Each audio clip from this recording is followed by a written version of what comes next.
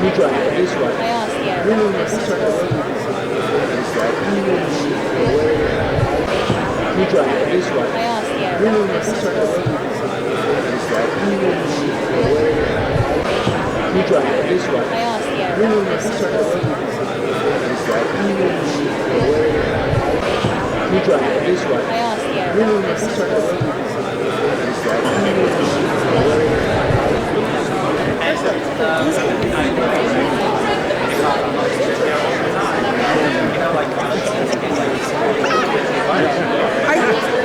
Now you're speaking with your mouth.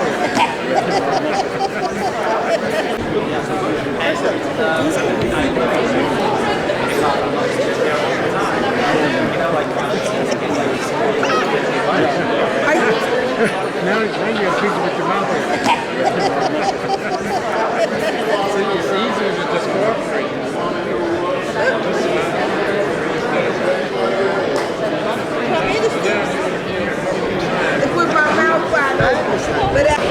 You try this way. I asked, yeah. No, you turn away.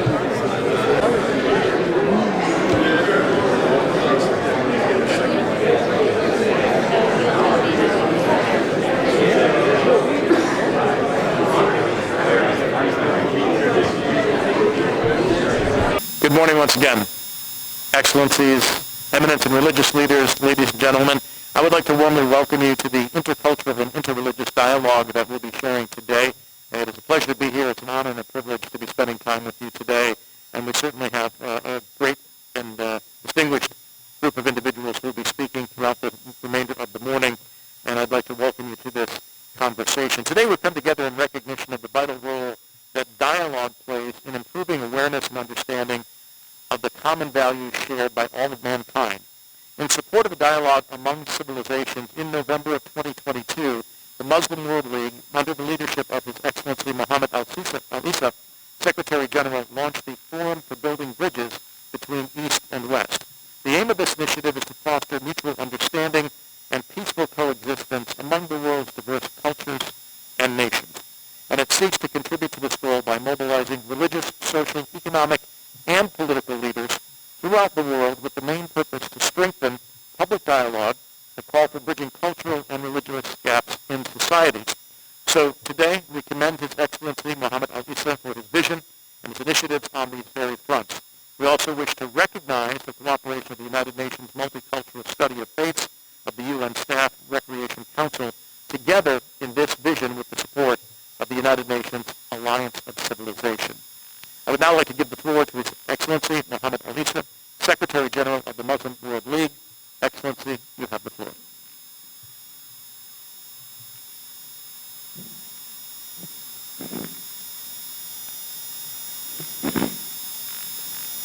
بسم الله الرحمن الرحيم.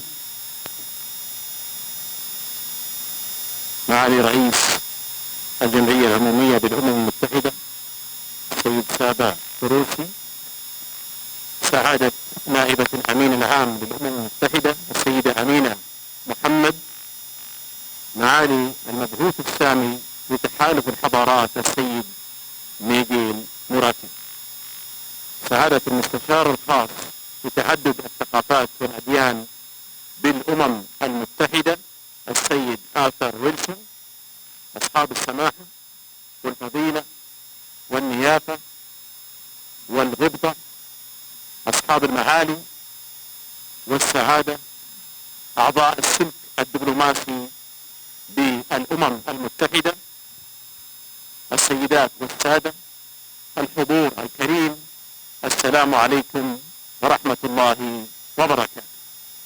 كانوا محل نقاش ومحل جدل الفلاسفة والمفكرين والمصلحين وعلماء الاجتماع ورواد السياسة والإعلام هي الحضارة الإسلامية والحضارة الغربية. كما ندرك أن لكل حضارة هويتها الخاصة بها والتي لا بد من تفهم حقها في الوجود مهما كان الاختلاف معها. نقصد بالحضارة مجموعة الاعتقادات والأفكار والسلوك التي تشكل قناعة وتصرف العموم، وليس قناعة الأفراد أو قناعة المجموعات الخاصة. ومن ذلك المستجدات الفكرية والسلوكية التي يحصل النزاع حولها حتى في الحضارة الواحدة نفسها. وما لم يكن ذلك تفهم فإننا سندعو الجميع إلى الأخذ بنظرية حتمية الصدام والصراع الحضاري، ومن ثم سيكون التعايش بين تنوعنا الإنساني سيكون مطلبا مستحيلا، بل سندعو إلى استدعاء حلقات مظلمة ومؤلمة من تاريخنا البشري. وهنا active cooperation in confronting the instigators and those who benefit from the escalation of pessimistic ideas of the theory of class civilization, as well as in confronting the spread of stereotypical judgments on others because of individual mistakes or some other mistakes of extremist groups. We also call upon the member states to promote the values of peace and harmony between nations and peoples in educational textbooks and curricula, which is very important. I would not like to prolong my speech any further. I would like to thank you for being with us and giving me the opportunity, and thank you very much.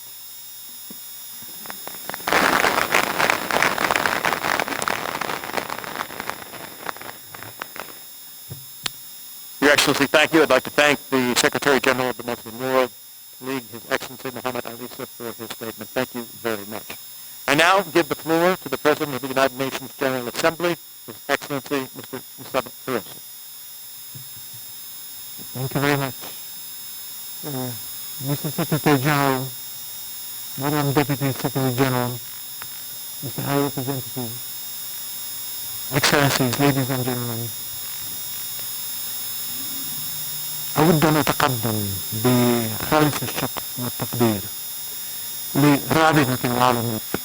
I'd like to thank the League of Muslim Nations and the Alliance of Civilizations which gathers us here today.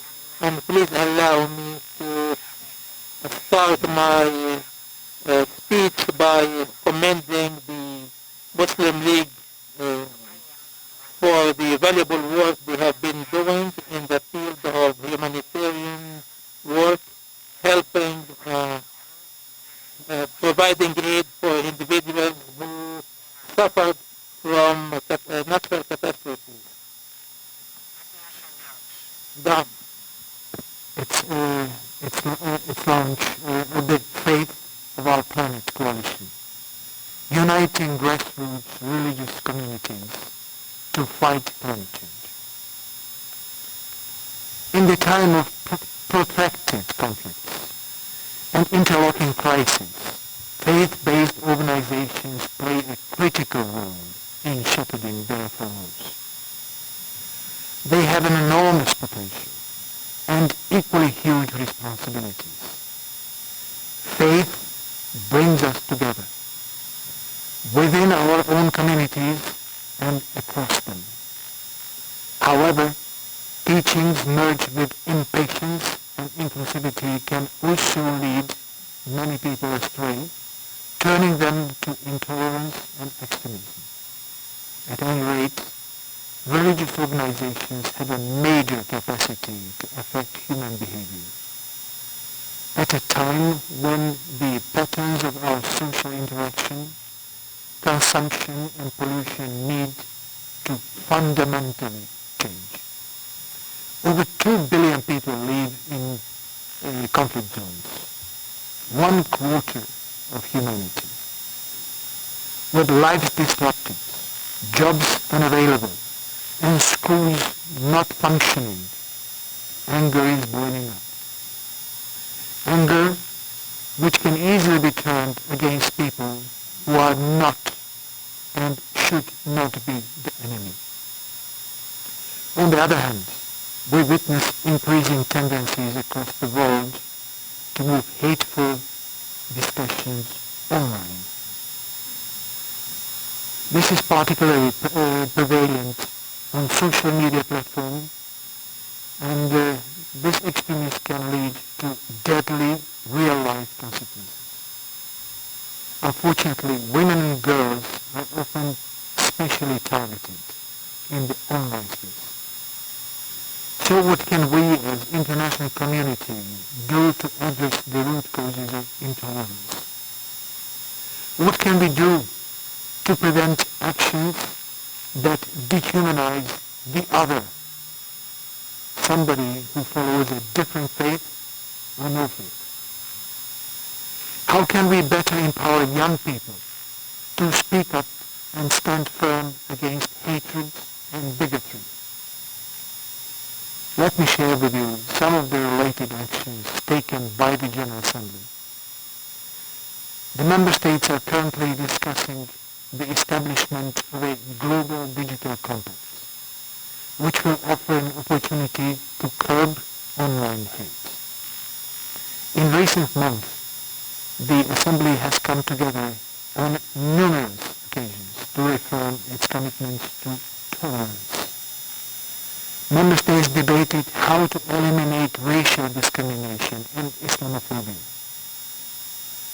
We commemorated the 30th anniversary of the Declaration of the Rights of Minorities to encourage governments to better protect these communities.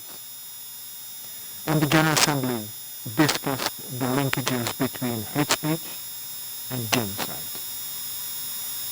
There is a clear convergence among member states that intolerance can lead to violence and extremism, and that we need to do more to promote intercultural and interreligious dialogue. Let's be bold and ambitious in our visions of a more peaceful future to share. Let's hope that pursuing interests will increasingly involve adherence to moral norm as well, something that not always accompanies diplomatic actions. And let's never forget the words of the American theologian Ralph Stockman. The best and the test of courage comes when we are in minority. The test of tolerance comes when we are in majority. Thank you.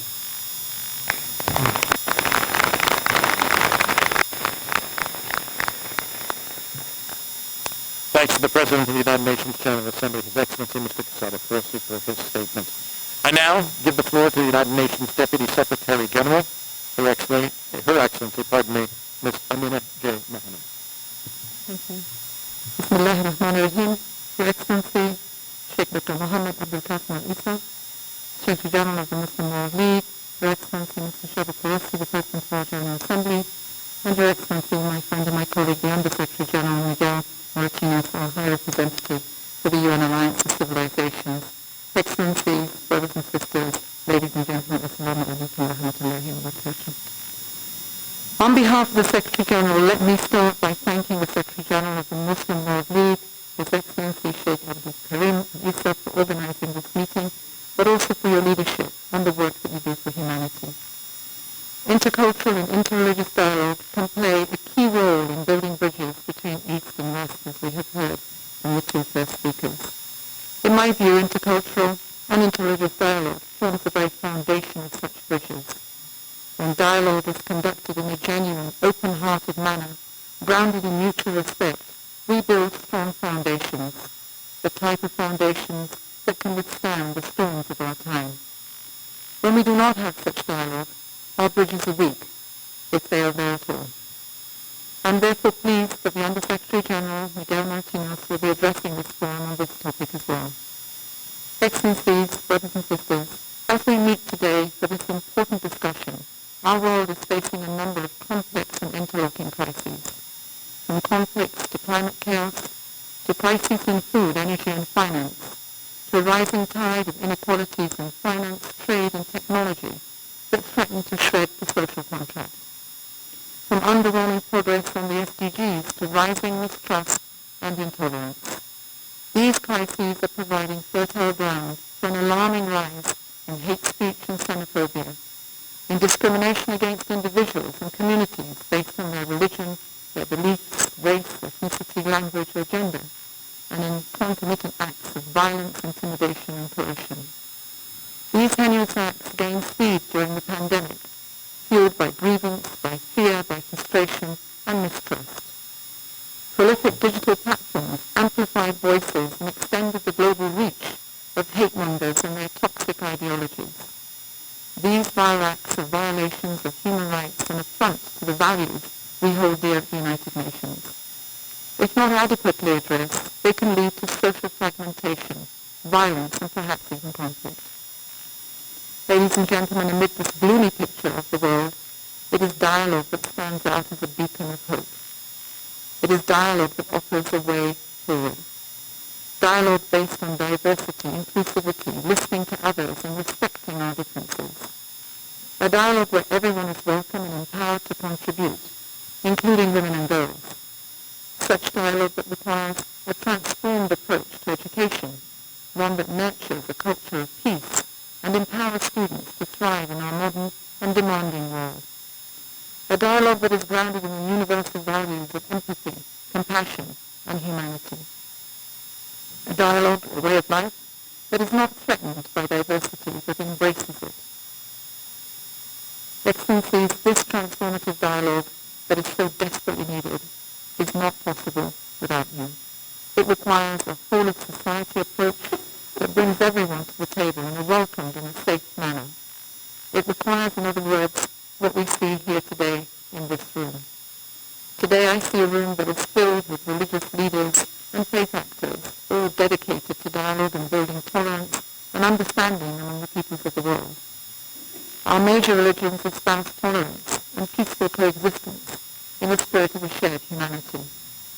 And so, it is our shared responsibility to resist and to reject those who falsely and maliciously invoke religion to build misconceptions, fuel division, and spread fear and hatred.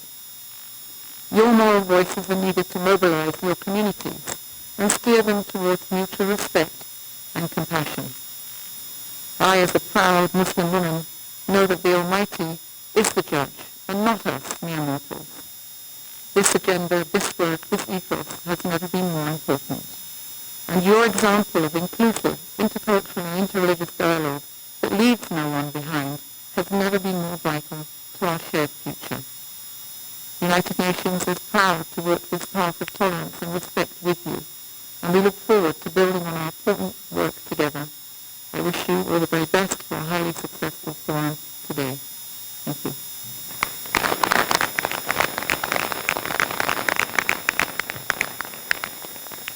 Again, our thanks to the United Nations Deputy Secretary General, Her Excellency Ms. Amina J. Mohammed. I now give the floor to the High Representative for the United Nations Alliance of Civilizations, His Excellency Mr. Miguel Angel Martinez. Your Excellency, Mr. Saba Koroti, President of the General Assembly, Your Excellency, Ms. Amina Mohammed, Deputy Secretary General, Your Excellency, Sheikh Dr. Muhammad Bakarin Al-Isa, Secretary General of the Muslim World League, eminent religious leaders, eminent personalities, Excellencies, my dear friends. I wish to start by welcoming my dear friend, Dr. Al-Isa, to the UN headquarters in New York. I'm extremely pleased that we are supporting this event dedicated to interreligious and intercultural dialogue as a tool to build bridges between East and West. Building bridges of understanding between diverse cultures, religions, and civilizations is the raison d'etre of the United Nations Alliance of Civilizations. It is truly heartwarming to see that after 18 years of the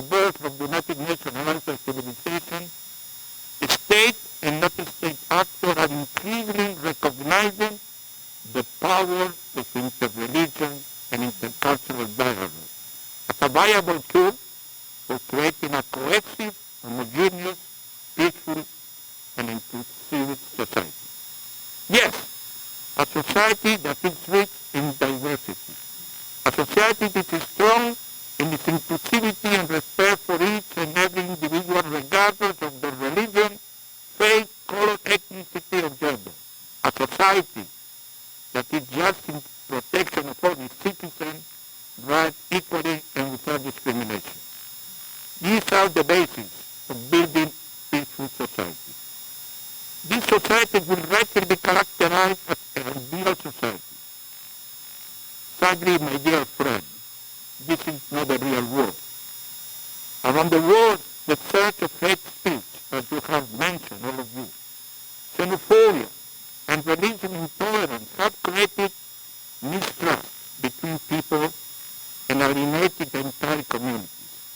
Bigotry, racism, stigmatization based on religion, belief, ethnicity, race, or gender thrive in chaotic societies, where toxic hate crowds, radical groups, and terrorists find a fertile ground to divide people and recruit the vulnerable and marginalized.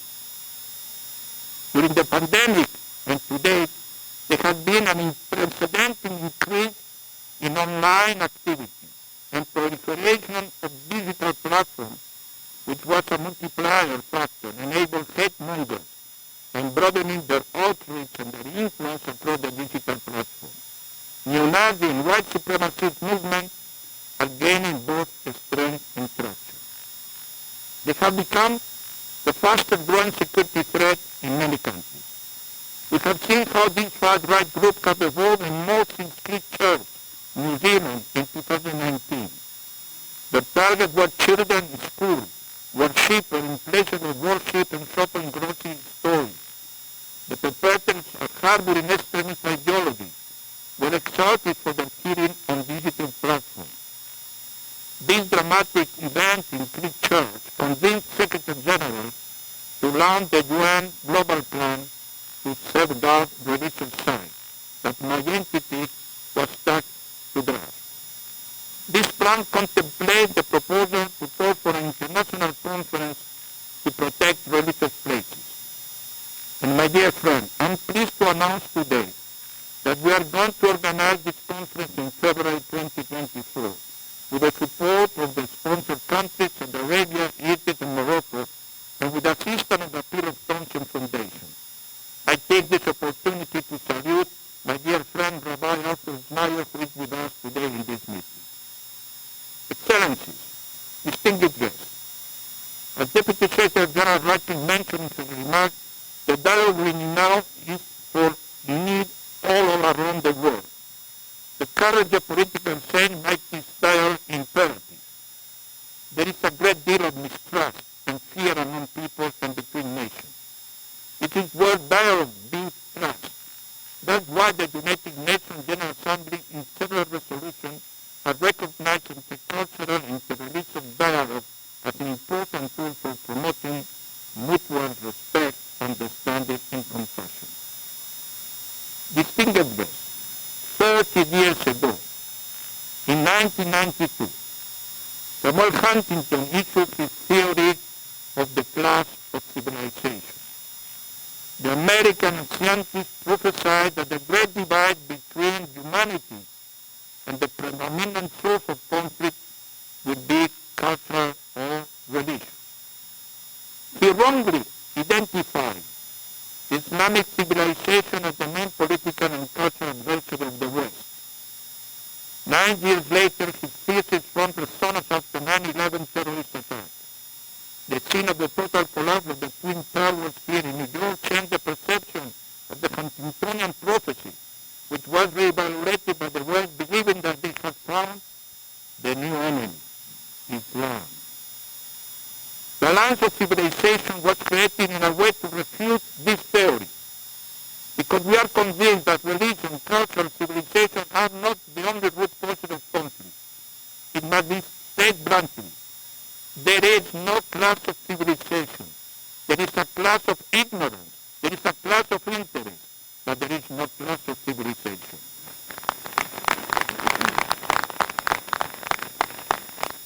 Quite often, identities were abused and misused. Identity, in fact, to be forces of public good.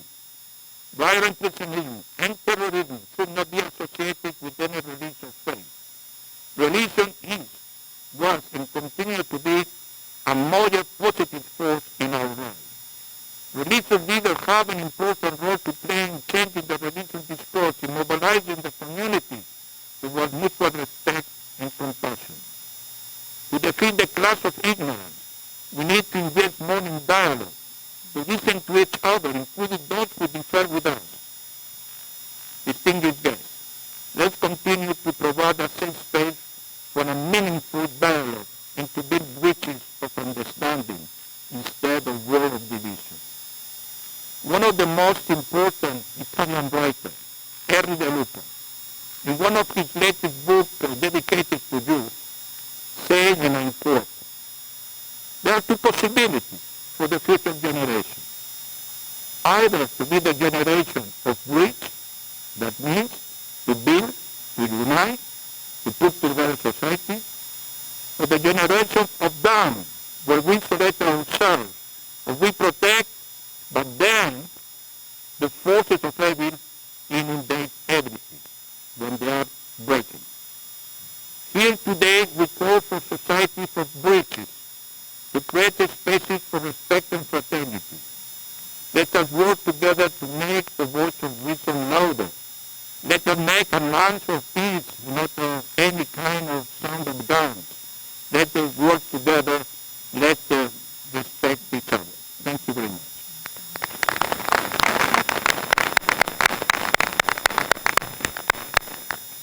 Our thanks to the High Representative for the United Nations, Ryan. Let's move forward. Ladies and gentlemen, this event is an opportunity. We can further the efforts of peace together. Right here within the walls of the United Nations is a famous mural commonly known as Rockwell's The Golden Rule. It simply says, do unto others as you would have them to do unto you. Rockwell's theory was that all major religions have aspects of the Golden Rule within them. For example, the sayings of Jesus Christ, Yeshua HaMashiach, says, thou shalt love thy neighbor as thyself. And also, blessed be the peacemakers, for they shall be called the children of God.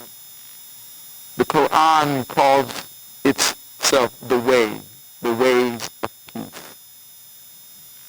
In the sayings of Buddha, it's recorded, hurt not others with what pains yourself. In Judaism, it is a custom to greet someone with the word shalom, which means peace be unto you. The Talmud explains the entire Torah is for the sake of the ways of shalom, peace. It appears that as religious leaders, we are all called in our core values to strive for the cause of peace. History has proven that the efforts of peace can be dysfunctional when used with evil intentions to manipulate and to dictate.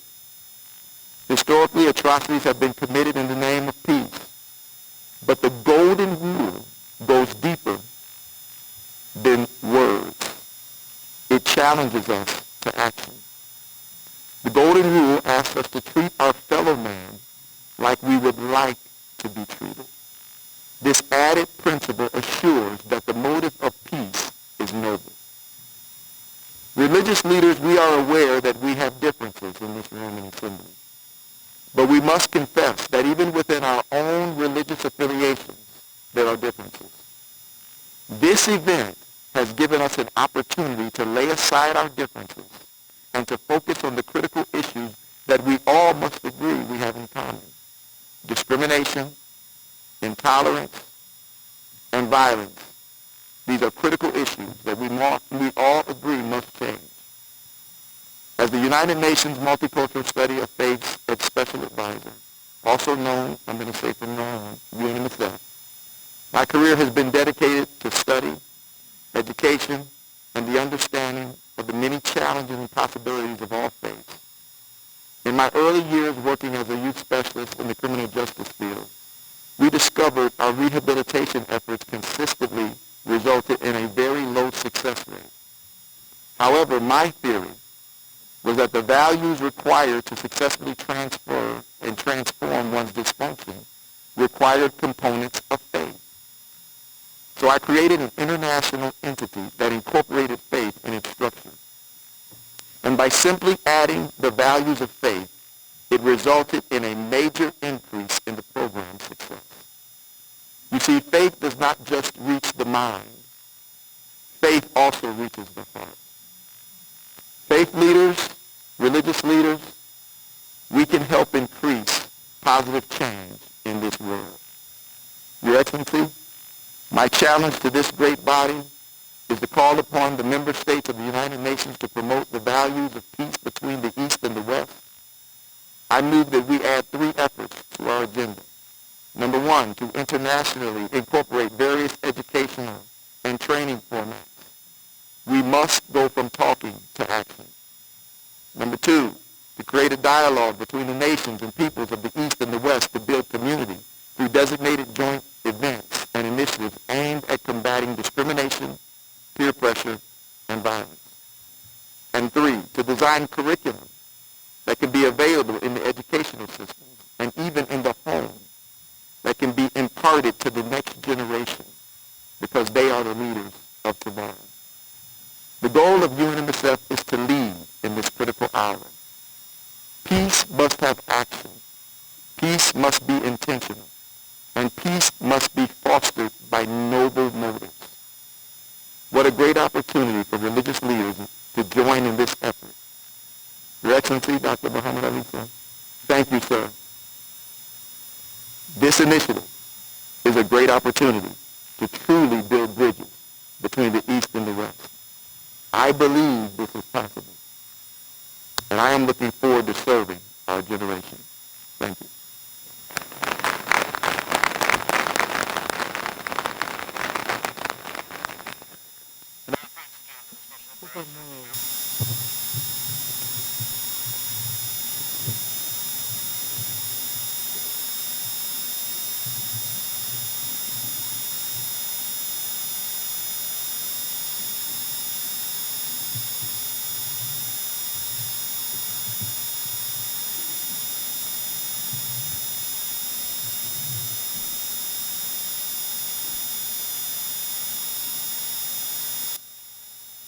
Second, interreligious dialogue helps us to discover the value we have in common, making cooperation in support of the common good possible.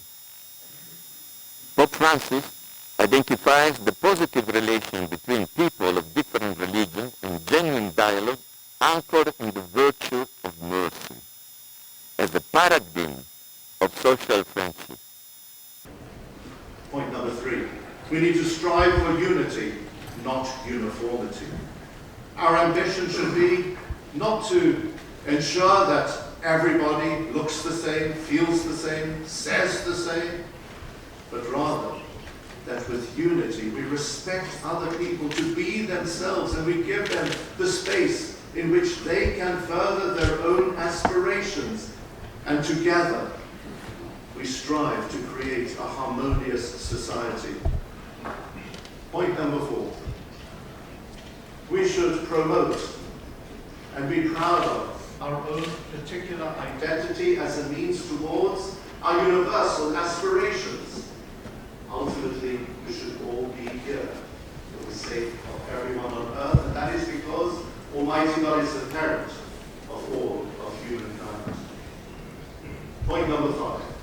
We need to engage in constructive dialogue. Dialogue is not sufficient. It must be constructive. In our Jewish tradition, we have a concept of machloket l'shem shamayim, an argument for the sake of heaven. That is when we tackle the issue at hand, but don't demonize our opponent who holds a different view. We need to perfect the art of differing better. And also, in our communications, and in that which we convey publicly, we should not only point out the weaknesses of others within their fields and faiths, we need to be brave enough to recognize recognize our own weaknesses. And if not to live within our own ranks, there are sources from which there can be a threat through extremism to peace on earth. We have a responsibility to call it out. That is true leadership. In my birthplace, Vienna, 1938,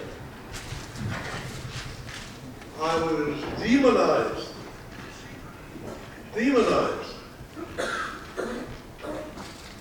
overnight by some of my friends.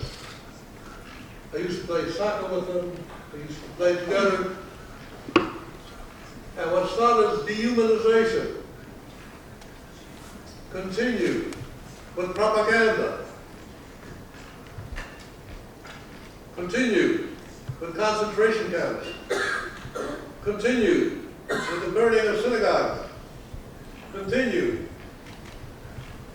with millions of people in crematoria, including my family. And during World War II, how many, over 50 million people died. Why? Because of hatred. So one important lesson that I say to all of you. Each one of you follow the dictate of Abraham. V'hayei bracha, be a blessing. Be a blessing.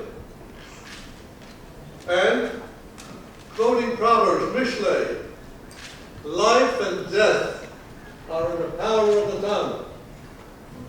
Life and death are in the power of the tongue. The tongue has no bones, but it can break hearts. So when we leave here today, I want each one of you to make a pledge. I will carefully analyze every word spoken from the pulpit, in writing, because hatred creates hatred. Love creates hate. And then again, I want to salute both my friend Dr. Elisa for undertaking this attempt to build bridges, as we have done also in the Alliance of Civilizations, to build bridges. And all I can say to you, united we will prevail, divided we will fail. And finally, I want to say that a lot has been said here about intolerance. I'd like you to adopt a new word. There's no such thing as tolerance. I don't want to be tolerated. I don't want to be a second-class citizen. When you say we have to work to eliminate intolerance, don't use that. What we have to do is adopt a biblical statement, the ahavta l'reacha kamocha. Love your neighbor as yourself. Love your neighbor as yourself.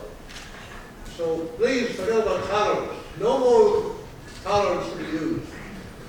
And just say, in all our dealings, in daily life, mutual acceptance. That's what we're talking about. We need desperately to make sure that children are taught in the educational system. Because, as I indicate from my own experience, children are taught how to hate. We are born how to love. So we have to love your neighbor as yourself, and God should give us the strength and courage, as was said, to carry forward this wonderful sacred mission for the sake of the future generations, for the sake of preserving this world with the so precious gift of your life. God bless you all.